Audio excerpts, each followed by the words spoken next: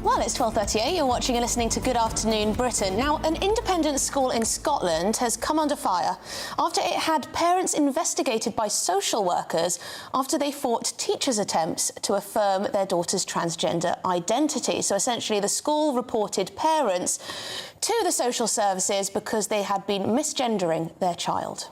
Well, George Watson's College in Edinburgh called social services in late 2020, so some years ago, after a long-running dispute with the parents who wanted to adopt a watchful waiting approach on the advice of psychologists. That's according to them. So was the school wrong to report them? Well, we're joined now by the founder of Our Duty Group, who support parents around transgender issues, Keith Jordan. Keith, this is an interesting case, and I imagine it's something that a lot of parents and teachers have to deal with on a regular basis around the country. If a child turns up to school and they tell their teacher that their parents are misgendering them and they'd like to go by a different gender, a different name, etc., etc., can teachers then actually report those parents to the social services? I think it's crazy that schools feel that they need to behave that way. Social services should really only be involved where there's a genuine safeguarding risk to the child. And the schools who believe in this idea that a child can be transgender have got this completely upside down. And I think a big problem that happened at this George Watson's College, I mean, this poor family have been enduring this for 4 years, trying to solve this problem. And all the while, the school has not been supporting the parents in their pursuit of the best interests of their child.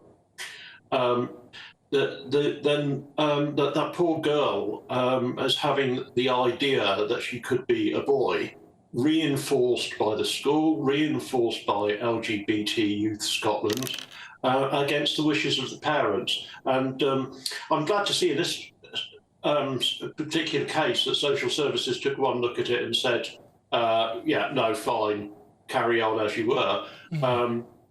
Especially since that's occurring in Scotland, which we know has got a bit of a interesting history when it comes to dealing with transgender issues. Isn't that the system working as intended, then? That there must be some examples of really horrific agony between disagreements with parents and children where it could get to a point of safeguarding concern.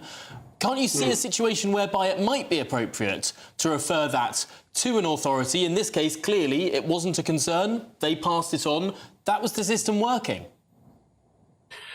In this instance, it did appear to work, yes. And I think the referral to social services was like a bump in the road on this really long journey that this family had been on. And I think the whole idea that the school even felt that it was within their remit to report to social services was wrong-headed. Well, that's the thing, isn't it? Because imagine if you were parents and you decided to take this watch and waiting approach to your child who's claiming they're a different gender and feelings of gender dysphoria and so on. You've decided this as parents, and then a school gets involved and you're reported to the social services. That does seem to me an outrageous overreach on the part of teachers. Yeah, it absolutely is. And it's because these schools have got a complete misunderstanding of the nature of what happens when a child identifies as transgender.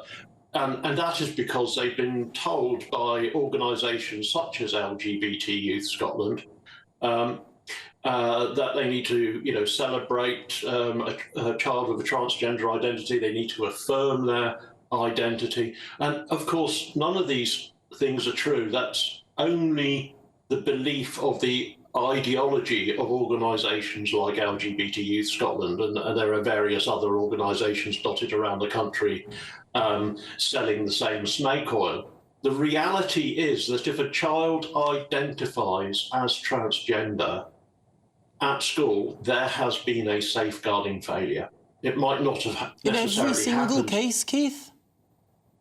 in every single case, I was going to qualify that by saying that safeguarding failure might not necessarily have occurred at school. It might have occurred in the privacy of that child's bedroom if they were online in spaces that are not helpful to them. But the moment a child starts thinking to themselves that they are transgender, something has already gone wrong. That seems like quite an extreme comment to me. We all saw the tragic case of the murder of Brianna Ghey last year. She was a 16-year-old transgender girl. I think society accepted that she was a transgender girl at the age of 16. In your view, was she not? No, indeed. In my view, he was a 16-year-old boy, and it's very tragic what happened to him. Sorry, are you saying that Brianna Ghey was a 16-year-old boy? Yes. I think that's an appalling thing to say. An appalling thing. Well, I'm sorry. It's I believe that's a statement of fact. Well, Well, on that note, thank you very much for joining us, Keith Jordan, who is the founder of Our Deputy Group. A spokesman for George Watson's College, the school we're talking about, said social and gender transitioning are amongst the most challenging and polarising issues facing schools today. We've always worked collaboratively with parents and apologise to those involved in this case for any distress caused by what are difficult and challenging circumstances.